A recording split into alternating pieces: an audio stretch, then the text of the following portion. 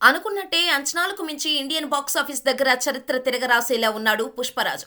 ఓ రోజు ముందే benefit షోతో December 4న మొదలైన పుష్పగాడి రూలింగ్కు కోట్ల వర్షం కురిసింది.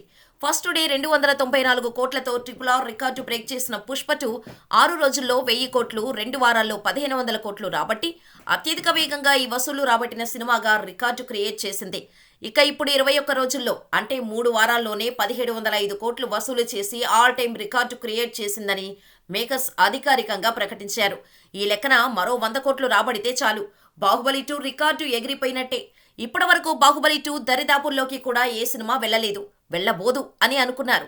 అయితే మళ్లీ అది ప్రభాస్, రాజమౌళికే సాధ్యమని అనుకున్నారు.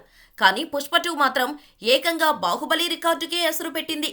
బాహుబలి 2 లైఫ్ టైమ్ కలెక్షన్స్ 1800 కోట్లకు పైగా ఉండగా ఇండియన్ టాప్ గ్రాసర్ మూవీస్లో రెండో స్థానంలో ఉంది. కానీ కేవలం 21 రోజుల్లోనే 1705 కోట్లు రాబట్టి సంచలనం సృష్టించాడు ఐకాన్ స్టార్ అల్లు అర్జున్. ఇందులో 700 కోట్లు నార్త్ బెల్ట్ నుంచే ఉండటం మరొక సంచలనం. ఇంకొక 100 కోట్లు రాబడితే చాలు బాహుబలి 2 రికార్డు బ్రేక్ అయిపోనుంది. ఆ తర్వాత మరో 200 కోట్లు రాబడితే దంగల్ రికార్డు బ్రేక్ చేసి హిస్టరీ క్రియేట్ చేయనున్నాడు పుష్పరాజ్. ఇప్పటివరకు అమీర్ ఖాన్ దంగల్ మూవీ 2000 కోట్లతో టాప్ ప్లేస్లో ఉండగా ఈ కలెక్షన్స్ని ఇప్పట్లో ఎవరూ అందుకోలేరని అంతా భావించారు.